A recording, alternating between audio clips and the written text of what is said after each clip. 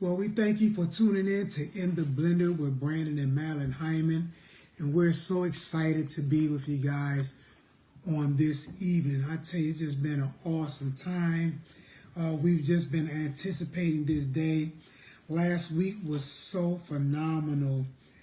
Just the message that was shared on last week, the lesson that was taught, it just was life-changing. And so we thank you guys for tuning in with us again. I tell you, you're going to be in for a great treat on this evening. I hope you're ready. I hope you've called a neighbor and called a friend and told them to tune in to In the Blender with Brandon and Madeline Hyman, because they will not be disappointed. Last week we talked about from a topic is bigger than you. Yes. And so this is going to be part 2 of that, and prayerfully we'll be able to end that and we can go into our next series. But I'll tell you what we're going to share on tonight. We're also going to do a slight recap of last week's episode. Then we're going to go right into this week's. But I'll tell you, you don't want to miss any of this. So we want to give you a time. Hey, Jason, what's going on? We want to give you an opportunity to listen. Get on that phone, text, email, whatever you got to do. If you are a blended family, or you know of a blended family, or you just want to get some insight as it relates to the family dynamic, you want to make sure you let them know that In the Blender with Brandon and Madeline Hyman is live and in living color. Yeah. And I tell you, so we're going to jump right into it, sweetheart. Let's go back to the statistics that we shared on last week. Okay. 16% of children live in a blended family. The number of kids living in blended families has been stable for nearly 13 years. Children of Hispanic, Black, and white backgrounds are equally likely to live in this type of family. Children from Asian families are half as likely as Hispanic, Black, or white kids to be a part of the blended family. And so these were 4 very important stats that we gave you guys, and we wanted to reiterate them on this evening. 16% of children live in a blended family. And of course, that number is forever growing. The number of kids living in blended families has been stable for nearly 13 years. And, there are many sources that take statistics, but I'm finding out that that number is changing. Children of Hispanic, Black, and white backgrounds are equally likely to live in this type of family. And so I thought this stat was very important, because we need to know, people need to know, that this isn't an isolated thing. Blended families isn't an isolated situation, especially as it relates to race. Right. As we hear, Black, white, and Hispanic families are equally likely to live in this type of dynamic. But this last statistic I thought was very interesting, and we're going to talk about that one a little later on, because that's a whole topic within itself. But it says children from Asian families are half as likely as Hispanic, Black, or white kids to be a part of the blended family. Mm-hmm. And I thought that was a very interesting stat, because there's a cultural difference that we all have, but as it relates to the Asian culture, it's very different from most. Mm-hmm. And so we're going to talk about that, especially as it relates to the blended family. You're going to get a lot of insight from that in some upcoming episodes, but you don't want to miss that. Great to see you too, man. Love you. And so we talked about it's bigger than you. And so let's go over a little bit of that, sweetheart. The first point we discussed last week was you can't allow what you're going through to cause you to throw in the towel. And so again, you can't allow what you're going through to cause you to throw in the towel. There are so many people that are going through so many different things, so many different situations, so many different circumstances, especially in a blended family, because you got all these different systems that are coming together and you're trying to make it work. But then life is hitting you upside the head. You're dealing with finances, you're dealing with romance, you're dealing with your job, you're dealing with business, you're dealing with your children. And so all these things are coming at people, and I'm finding out that there's so many people throwing in the towel. Mm-hmm. So many people are giving up. And so we want to encourage you on tonight that you can't allow what you're going through to cause you to throw in the towel. What's the next one? There are lessons to be learned from everything that you go through, whether good or bad. There are lessons to be learned. There are lessons to be learned. I got to say that again. There are lessons to be learned from everything that you go through, whether good or bad. I don't care if it's good, if it's bad, or if it's ugly. There's a lesson to be learned. And so I want to encourage you guys, listen, whatever you're going through, seek the face of God as it relates to what is it that I need to learn from this situation. Right.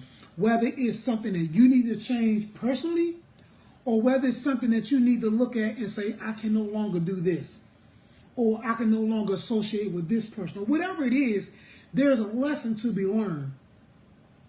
There's some things that you're doing that are right on point. And so understand there's a lesson even to be learned from that. And so you just want to make sure that whatever you're going through, understand there is a lesson to be learned. What's the next one? People are watching you, so what are you showing them? People are watching you. So what are you showing them? I told you, I'm a 70s guy, and so the 80s was big for me. The end of the 70s was huge for me. But there was one group that stood out, and they don't get a lot of props, but these guys, in my opinion, were top notch, and they were hauling notes. And they used to sing this song, say, private eyes, they're watching you. Watching your every move. It's still a hot song. If you play it on a day, people going to still jam to it. But it's so important to understand that there are private eyes watching you. There are people that are paying attention, close attention to what you're doing, how you're handling every situation. And guess what? Their success or failure sometimes is going to be based upon your success or failure. Yep. We understood early on that people were watching us. Absolutely. It was no doubt in our mind that we knew that we had to be a success as it relates to this blended family because people were watching us. Absolutely. People didn't give us 4 weeks. 4 days. 4 hours, maybe really 4 minutes. And so it was important for us to show people that I don't care what you're going through, you can make it. Absolutely. And I'm telling you something, we've made it, we're making it, and it's just been such an awesome ride. It's been such an awesome ride. This last 2 years has just been phenomenal. I'm not discounting the other 18, 19 years that we have, but this last 2 years have just been phenomenal. There's some things that we have gone through, that we've grown from, that we have embarked upon, and it's just been so awesome and life-changing. But understand, there are people watching you. So what are you showing them? Are you showing them that you're victorious? Right. Are you showing them that you're more than a conqueror? Are you showing them that no weapon formed against me shall prosper? Are you showing them that I'm a winner and not a loser? Or are you showing them that you're defeated? Right. Are you showing them that you're a quitter? Are you showing them that you're a coward? See, you need to understand there is something that you're showing people. Absolutely. And you want to make sure whatever you're showing them is the right thing. I always say this to my wife. I mean, even to this day, I make this one statement to her.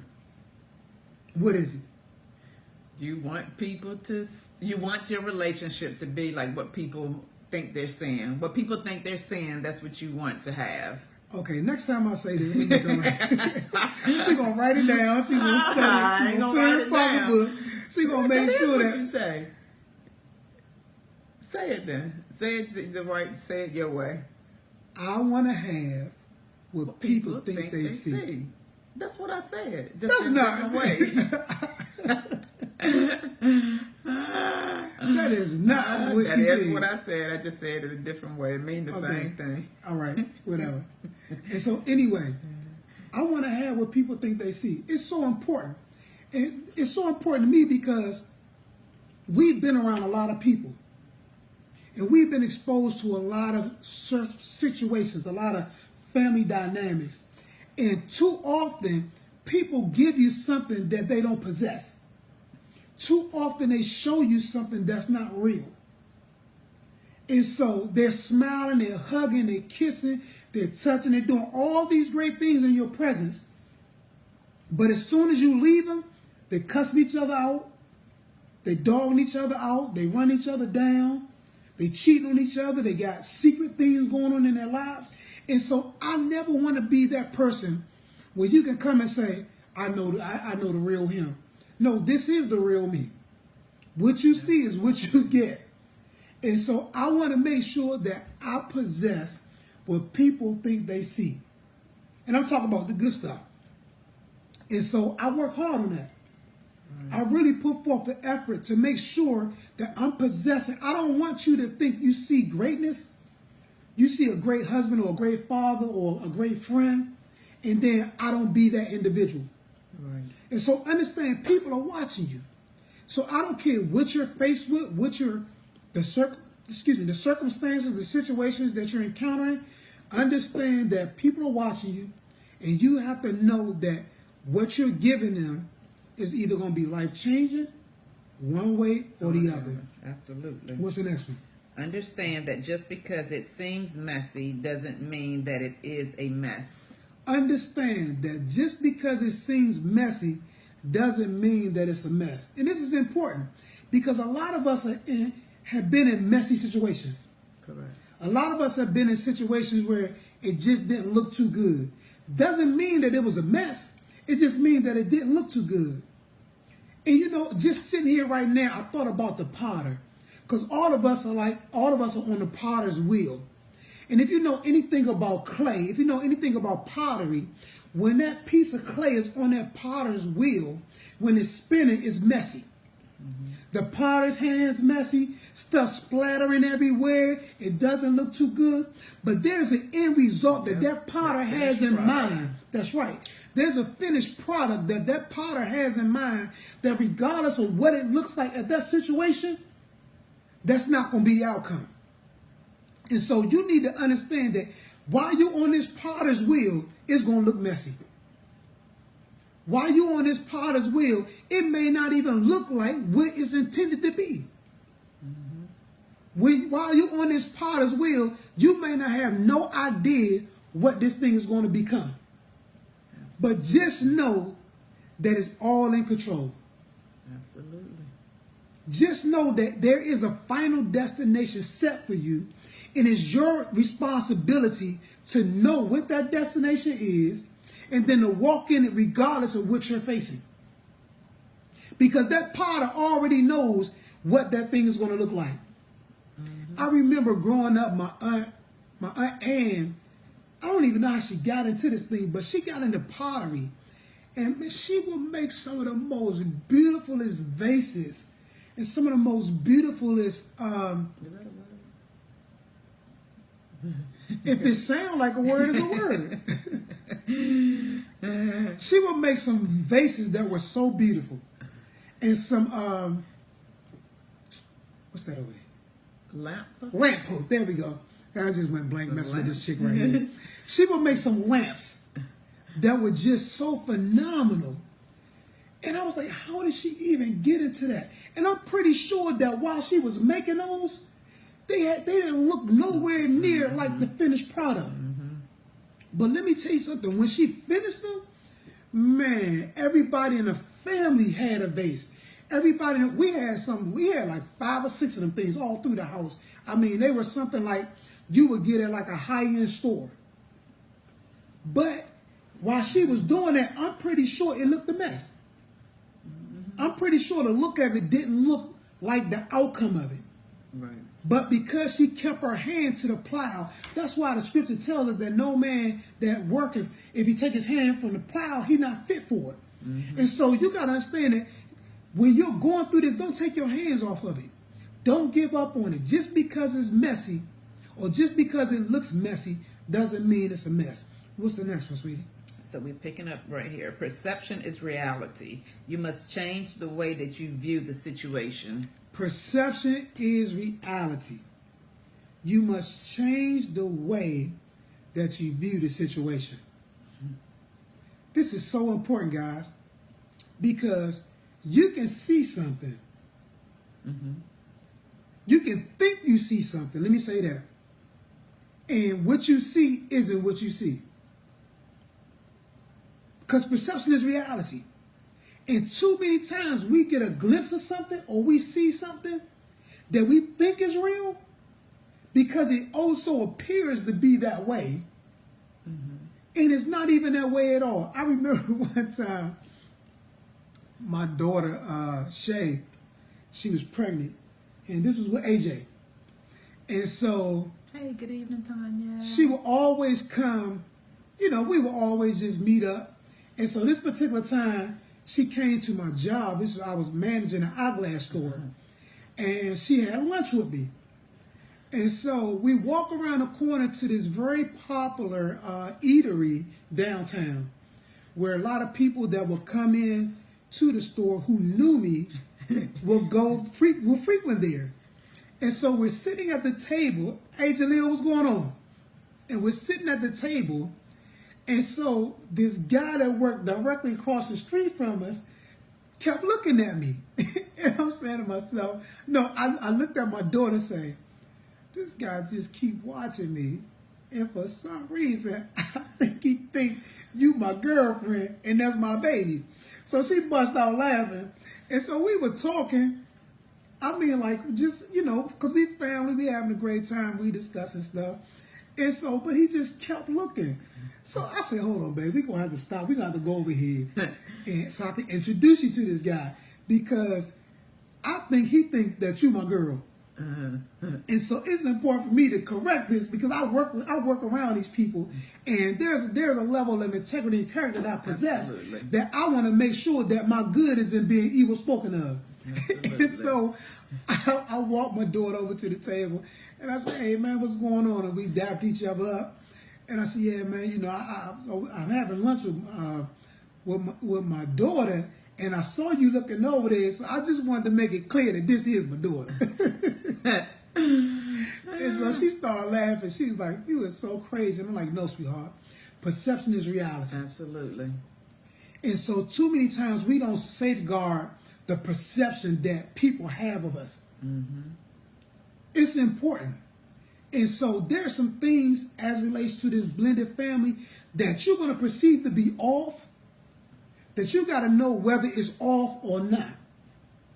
There are some things that we went through that from a perceptions point of view, it could have been over.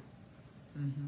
There were some things that I went through with the girls went through with me, we went through together, that if we'd have held onto our perception of it, we all would have walked away from it. Absolutely. But because we didn't make that perception our reality, and we held on to what we knew to be true, because, oh my goodness. Because I was thinking about this when I was coming home. And I know I'm going to get some folks mad when I say this, but your truth. What is your truth? That's the stupidest thing people can say. Your truth. There is no such thing as your truth. There is the truth, the whole truth, and nothing but the truth. Not your truth. Because your truth is just perception. Absolutely. And so too many times people are throwing this little saying out, my truth, my truth. Well, if your truth ain't true, then it's not truth, it's a lie. And so I had to stop right there because that's messing a lot of people up. Because you're standing on something, especially as it relates to your family, that isn't true. What's the truth? I love my wife. To death do us part. In sickness and in health. For richer and for poor. Whatever those vows that we took, that's the truth. That is not my truth. That is the truth. Absolutely. And so too many times your truth is blocking the truth and you can't walk in victory because you're now fighting against what you said you were going to stand for. Let me tell you something. I pretty much have worked for myself in some capacity my whole entire adult life. Doing something. Whatever it is, I was doing something for myself. Mm-hmm. I had a regular job, but then I'm doing stuff for myself. And so there were always times where I interacted with all kind of women. Beautiful women, fine women, like that. Guess what? All y'all got the same thing. Different sizes, different colors, different shapes, same thing. That's the truth. That's not my truth. That's the truth. And so because that's the truth, that means that doesn't pull me. That doesn't change me. That doesn't direct me. Because why? It's the same thing. Because I have the truth. The truth now guides me. So when now I'm in the presence of something that I can perceive a certain way, the truth says, you know what? You can't have that because you already got a good thing. The truth says you can't go that route because you're going to mess up a good thing. And so I'm saying this, guys, because your perception has been blocking you for too long. We can't get along. That's not the truth. That's your perception. The truth is, get your attitude together. The truth is, humble yourself. There were times when we got into some things that we both had to humble ourselves. More her than me, but we had to humble ourselves. Because guess what? Her truth could have been, I'm going to stay mad. And guess what? Early on, that was her truth. Absolutely. Her truth was she could stay, this girl right here could stay mad for weeks and months at a time. Like, really? You still mad? Like that was last year. You still you still doing that for real? It wasn't that bad. It was close though. Yep. But that was a perception though. And when she began to change how she saw things, yeah, Tanya, it was funny. Trust me. But when she began to wasn't there.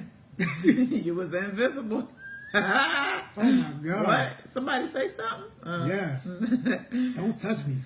For real. But when she began to change that perception, when she began to change how she was viewing things, man, she got good. Oh my goodness. And the funny thing was, watch this. People's perception was she was so sweet. I was. People's perception was this girl, man. I was. It was you. It wasn't me. You tried to change all that, that sweetness with your bitterness at that time. No way. No way. You gonna own this one. It was you. Back then my response wasn't my responsibility. She was ornery. She was mean. Oh my God. I wasn't like that before you came along. What? She knew Kung Fu. She was like Jackie Chan. She was like Jet Li. Like that girl.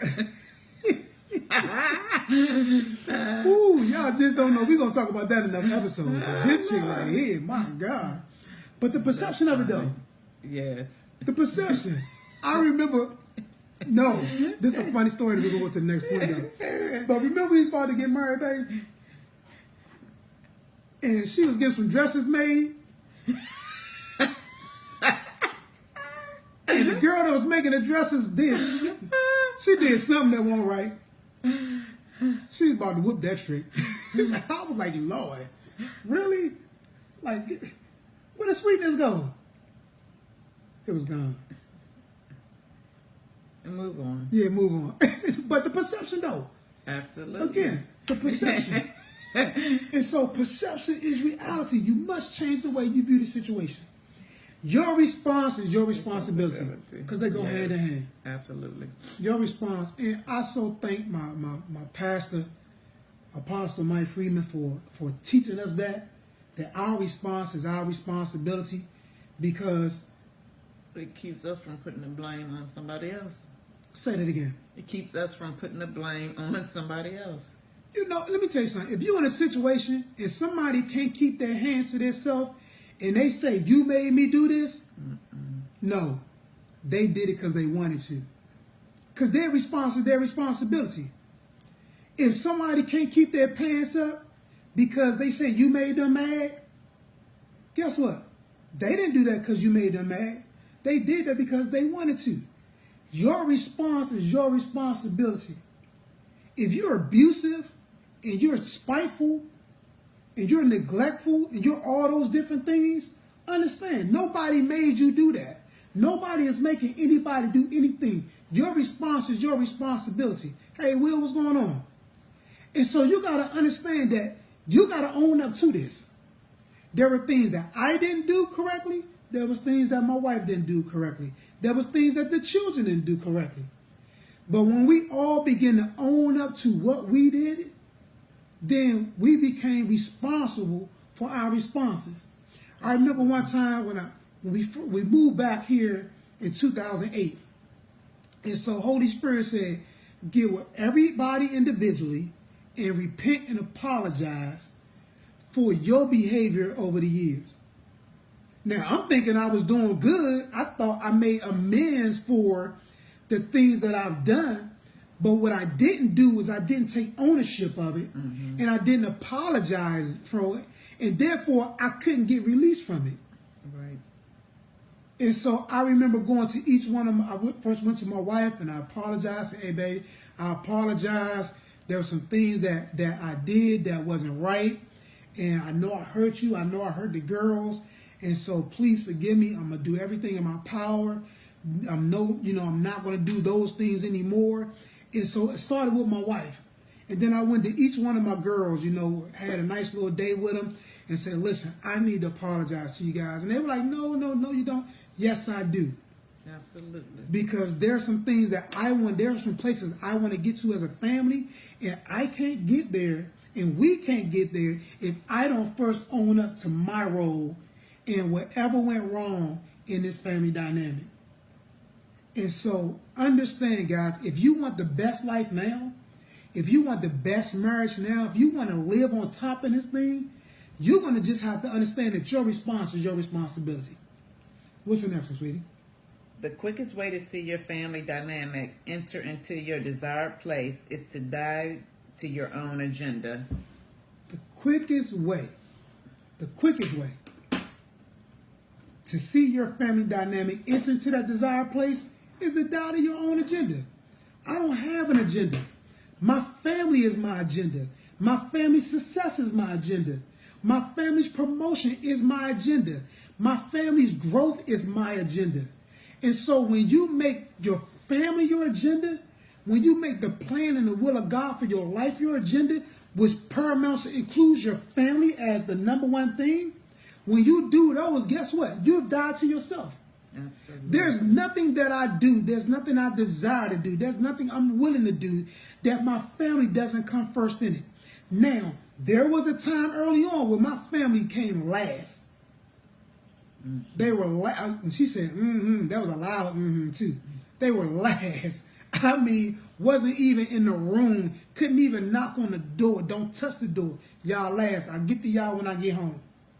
And so consequently, I suffered a lot early on as related to our family because I didn't make them number one. I had my own agenda. I was running in ministry. I was running in business. I was trying to do all these different things, building a name for myself, when in actuality I was killing my own family. And so if you want to see your family enter into that desired place. What was that saying you used to say? You didn't want to be a public success and a private failure? Yes. Because I was a public success. Man, I was building up a little name for myself. I was doing radio, television, a lot of different things. People don't even know that now. But I got the tapes and the cassettes to prove it. You know what I'm saying? Okay. But, no, I'm saying it's important. But I was doing those things. And I was trying to build a name for myself when actually I wasn't building my family.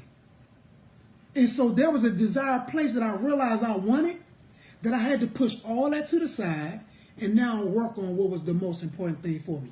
Absolutely. What's the next one? It's 8 o'clock. What's the next one? If you want to make a real difference, you must have compassion. If you want to make a real difference, you must have compassion. And we got these last two we're going to go ahead and hit real quick. But Jude says this, Jude 22. He says, and some have compassion, making a difference. And some having compassion, making a difference. if you want to make a difference, first comes compassion, which means you're not the judge, the jury, and the executioner over everything that goes on in your family. Too many times we want to be the judge, the jury, and the executioner. And so when things don't go right, or things don't go the way we wanted to, or things don't come out the way we think they should, now we become the ones that are now executing our family. Well, guess what? If you want to make a real difference, you got to have compassion. That means you got to put yourself in their shoes. Why did they do that? Why did they say that? What brought them to this point? And when you begin to do that, then you'll see things in a whole nother light, because there's some things that we've done. And even my wife and I, we talk about this all the time, especially when we see the news and we see different reports. And she say, I don't know how a person can do that. I say, because they not you. And until you can see things from their point of view, you won't understand how they can do it. But if you try to put yourself in it, and I'm not saying be that person, but get an understanding. That's why Scripture tells us in all our getting, what? Get understanding. Absolutely. What's the last one that we're going to go ahead and close? Just because it's your way of thinking doesn't mean your way of thinking is correct. Just because it entered into your thought or even your heart arena, it doesn't always have the right to come out of your mouth. So just because it's your way of thinking doesn't mean that your way of thinking is correct. And I got Proverbs 16 and 25.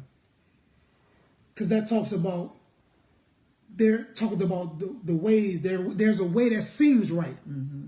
There's a way that's going to seem right. I don't care who you are. There's a way that's going to seem right about every situation that you're dealing with, especially as it comes to this blended family dynamic. Because there was a way that I was raised. There was a way that my wife was raised. And we both were raised differently. But because we were both raised differently, we had to understand that there were going to be some ways that just seemed right. But guess what we found out? Those ways were ending in destruction. And so we had to find the right way. Mm-hmm. Not the right way for us, but the right way, period. And so once we found that, guess what? It eliminated a lot of the problems. Then it said just because it enters into your thought or your heart arena, it doesn't always have to come out of your mouth.